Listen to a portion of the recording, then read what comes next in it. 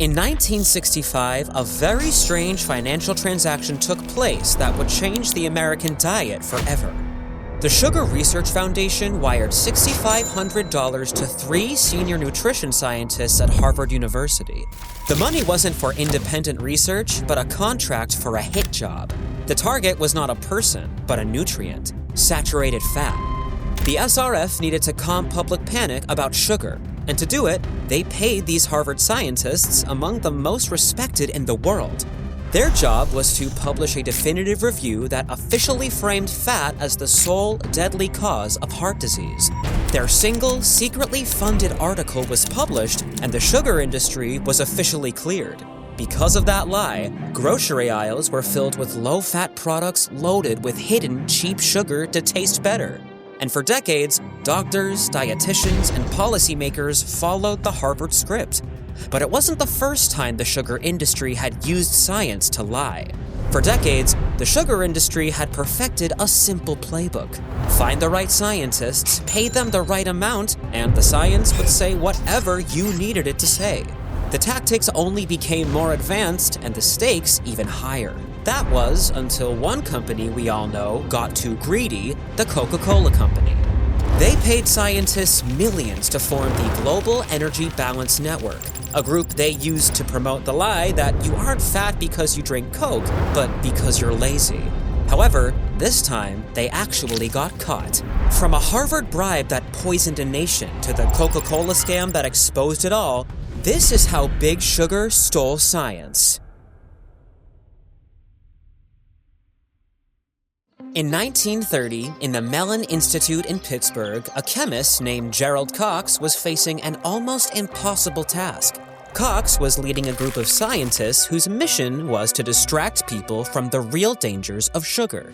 His paycheck came directly from the Sugar Institute, the main lobbying group for the sugar industry, and these guys wanted something rather crazy. You see, at the time, sugar had just been linked to tooth decay, so the industry wanted something that diverted the attention from sugar to keep the money flowing their way. Cox called his project the Sugar Fellowship, and he knew the gravity of the crisis. If things didn't change, the government would have to step in and demand that companies use less sugar, and that, for the industry, was unthinkable. So, Cox went to the lab. He began experimenting with thousands of rats to try to find what he called a dentamine, his own idea of a cure for tooth decay. To start, he had to prove that sugar caused decay, but in a way that let him control the experiment. He created a specific diet: hard, cracked corn feed that intentionally broke the rat's tooth enamel, and then he loaded it up with sugar. What he discovered was insane, but expected. He found that the more sugar he added, the worse the decay became. But you know what Cox decided to do? He chose to hide this because he was paid to find a distraction, not the truth. So, he continued with his research. He tested everything he could think of, trying to find anything that could neutralize the effect of sugar. He found that if he fed the mother rats a diet high in certain fats and meat, the offspring's teeth became much more resistant to decay. It was a stunning result. A diet of whole, unprocessed foods was the clear answer, but Cox quickly disregarded it. How could the sugar industry use that information to sell more candy bars and soda? They couldn't. So Cox kept searching. And then, around 1939, he found the perfect defense: fluoride. He explained that by adding a tiny amount of fluoride to the mother rat's diet, the offspring's teeth seemed to get some protection. Within months, Cox went public, becoming the first person in history to propose adding fluoride to the drinking water of every town and city. What Cox found wasn't a scientific breakthrough, but a perfect corporate trick. The sugar industry had successfully created a fake cure that required zero change to their product or their sales strategy. They were basically selling the poison while also paying for the antidote, making sure the blame for cavities was on a lack of fluoride rather than the daily overconsumption of sugar. This blueprint of manipulation, where you don't solve the problem, you just distract from it, became the industry's model. But the story gets much bigger than one guy in a lab coat. By the late 1960s and early 1970s, the US government was running a huge initiative called the National Caries Program. This was run by the National Institute of Dental Research, or NIDR, and the program's goal was to wipe out tooth decay in America.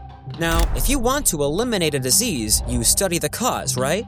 But the sugar trade groups, now operating as the Powerful Sugar Research Foundation, or SRF, were already highly skilled at using money to dictate policy. Instead of studying the cause, the SRF successfully pressured the government to focus on high-tech, expensive interventions that would never actually affect sugar sales. They pushed for the NIDR to spend millions on things like developing vaccines against tooth decay or promoting more use of fluoride. And it worked.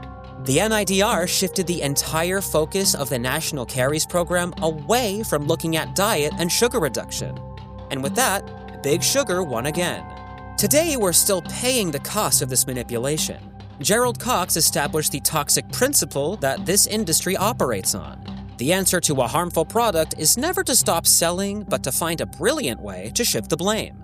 However, after shifting the blame to fluoride and vaccines, Big Sugar would face a new enemy, and what they did next would solidify just how cruel the industry can be.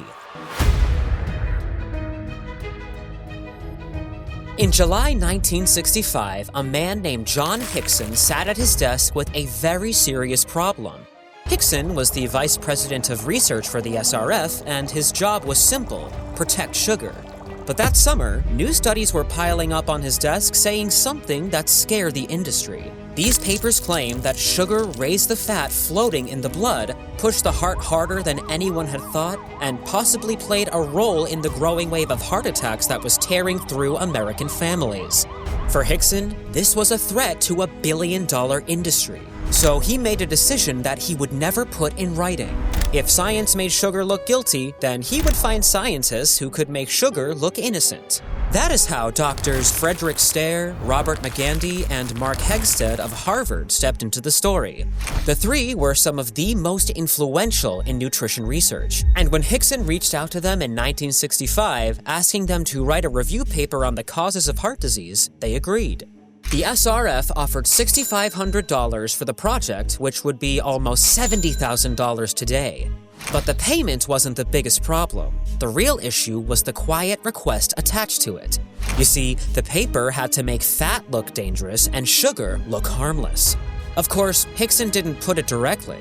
His letters were polite, professional, and careful, but the meaning was clear enough. And Hegsted replied in kind, promising they understood the Foundation's particular interest. The Harvard scientists began their work, known as Project 226, by searching through studies that would only support what the sugar industry wanted. They downplayed research showing that sugar raised triglycerides, the fat that collects in the blood. But it gets worse.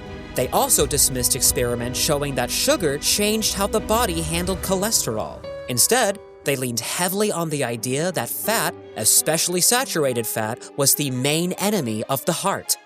The final paper was published in 1967 in the New England Journal of Medicine, one of the most trusted medical journals in the world, but there was no mention of who funded it. Now here's where things shift. Once that paper landed, it was treated like gospel. Doctors read it, journalists quoted it, and policymakers trusted it. But worse, when Americans were told to eat less fat in the 1970s, Dr. Hegsted was right there helping write the first national dietary guidelines. These guidelines shaped school lunches, grocery store shelves, hospital meal plans, and home kitchens for decades. People were told to avoid fat, choose low-fat everything, and replace calories with carbohydrates. But here's the twist. By the 1980s, obesity rates shot up. Type 2 diabetes rose faster than anyone expected, and heart disease kept killing people at the same pace. Almost no one questioned why. After all, the nation had been told for years that fat was the real danger, whereas sugar barely appeared in the conversation. But that entire direction rested on research that had been shaped, paid for, and quietly influenced by the very industry that stood to gain from the confusion. Unfortunately, the sugar industry wasn't done yet. In fact, they were about to show us that they didn't need to publish fake reports to control America's diet. You see, around the same time the Harvard scientists were writing their paper, another scientist in England was also on a far more dangerous project, also funded by the SRF. The study followed rats fed different diets, trying to see how sugar behaved in the body compared to starch. It was slow, detailed work, the kind of research that takes months of repeating tests and measuring tiny changes, but the early results were unsettling. The rats eating high sugar showed strange patterns in their blood fats, and something even scarier showed up in their urine, an increase in an enzyme associated with bladder cancer in rodents. This was the kind of finding that could change everything. If the results were completed and published, the FDA might label sugar a possible carcinogen. That would be catastrophic for the industry. So the industry pulled the plug 3 months before the study was finished, and nothing was ever published. By the time the truth came out decades later, the damage was done. The low-fat era had shaped food culture, disease patterns, and public health for an entire generation. Luckily, people started to fight back, and awareness of the dangers of sugar became a daily gospel. This should have pushed the sugar industry to change its ways, but something would happen in 2015 that confirmed how horrible the system had truly become. And the crazy thing is, this scandal came from one company we all know. Coca-Cola is under fire this morning in the battle over America's obesity epidemic. Coca-Cola. Coca-Cola. The Coca-Cola. Coca-Cola. Coca-Cola. Coca-Cola is the #1 selling soda in the U.S. The year was 2015, and the world's biggest soda company, Coca-Cola, was panicking as they were facing a public health emergency. Across the United States, cities were trying to implement soda taxes, schools were pulling sugary drinks from cafeterias, and sales were plummeting as people finally started to connect their sweet, fizzy habit with the rapidly rising rates of obesity and type 2 diabetes. Coca-Cola needed an answer, and they knew exactly where to find it. The same playbook the sugar industry has used for decades. Like before, the answer was to shift the blame. But what they put the blame on was just shocking. In that year, Coca-Cola secretly gave $1.5 million to a new initiative called the Global Energy Balance Network, or GEBN. This group was led by highly respected and famous academic scientists, men like Dr. Stephen Blair from the University of South Carolina and Dr. James Hill from the University of Colorado. The goal of the GEBN was to use the authority of these famous university names to promote a single lie: that Americans are obese primarily because they are lazy and don't exercise enough, thereby diverting all attention from the excessive sugar in Coke's products. By announcing the launch of GEBN, Dr. Blair stated the lie plainly in a video. Most of the focus in the popular media and in the scientific press is, oh, they're eating too much, blaming fast food, blaming sugary drinks, and so on. And there's really virtually no compelling evidence that that in fact is the cause. What he was basically saying was, worry less about cutting calories and worry more about running it off. But the truth is, most public health experts agree that when it comes to weight gain, the calories inside of the equation is far more important and powerful than the calories out. Why? Because it's far easier to consume calories than it is to burn them off. For those who don't know, a single 12-ounce can of Coca-Cola contains about 140 calories and roughly 10 teaspoons of sugar. To offset that one can, just the one, you would need to walk approximately 3 miles. Think about that. 3 miles of walking just to break even on a single drink. The idea that someone could simply exercise more to erase a daily overconsumption of sugar is unrealistic for most people, and these sugar companies likely know it. However, by pushing the exercise first message, GEBN allowed Coca-Cola to continue selling huge quantities of sugar while making the customer feel guilty and inadequate for being lazy. But just when the company thought they had pulled off yet another trick, everything fell apart. The truth was eventually exposed, and within months, GEBN collapsed. This begs the question, how has the sugar industry been able to get away with all these manipulations and cover-ups? And who are those who have been brave enough to expose them? In 2016, a study appeared at the Annals of Internal Medicine that shook the nutrition world. It was written by Bradley C. Johnston and several co-authors, and its message was simple. The evidence behind America's sugar guidelines was weak. Johnston's team reviewed the research that shaped the limits pushed by the WHO and the U.S. dietary guidelines. Instead of strong, consistent proof, they found studies that were rated low to very low in quality. That meant the advice millions of people followed each year rested on facts that weren't really certain. The finding alone raised eyebrows, but the part that came next raised alarms. Reporters and researchers took a closer look at the review. They wanted to understand who funded the work because money often hints at the direction of a story. They soon found that some of the studies were supported by ILSI, the International Life Sciences Institute.